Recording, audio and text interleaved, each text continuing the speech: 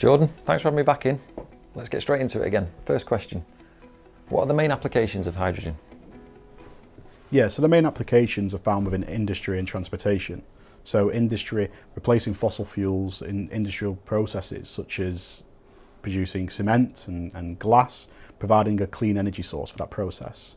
And in the mobility sector, hydrogen can be used in conjunction with battery technology, or it can be used to supply fuel to a hydrogen combustion engine to create energy for the vehicle, helping to decarbonise those hard to electrify areas of transportation. Think heavy good vehicles, construction and aviation.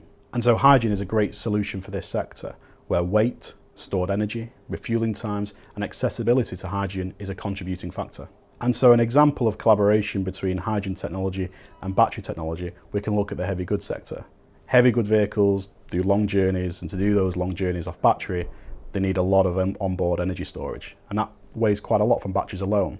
So by introducing a hydrogen system, we can reduce the size of those batteries or the numbers of those batteries and have a fuel cell on board which uses hydrogen gas, a much lighter system than the batteries, to recharge the batteries as the vehicle is driving.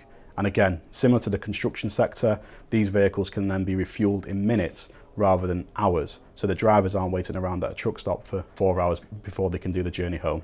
So what does a hydrogen fuel cell system look like? So when we look at a hydrogen fuel cell system, it makes sense to start looking at where the hydrogen gas comes from.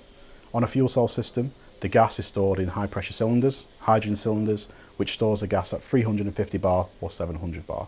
Then we have a pressure regulator, which takes the gas from 350 bar, 700 bar and reduces it down to a workable pressure for the fuel cell. The fuel cell on a vehicle can be positioned anywhere. It could be in the boot, it could be in the bonnet, it could be between chassis rails, it could even be behind the cab of a truck or even on the roof if you wanted to.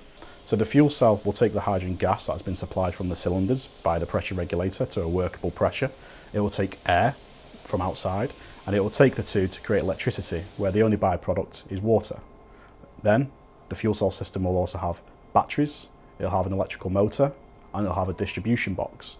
The distribution box takes the electricity produced from the fuel cell and it'll distribute it to either the batteries to recharge them or directly to the electrical motor to power the vehicle, depending on what that vehicle is doing at that time. If there is a high power demand, all the electrical power will go to the electric motors, and if it's in an idle state or a cruising state, it will recharge the batteries.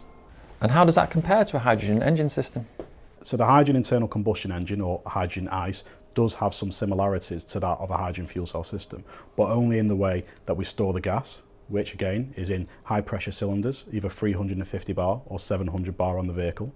And then we have a regulator which takes the high pressure and reduces that to a workable pressure for whatever the application may be.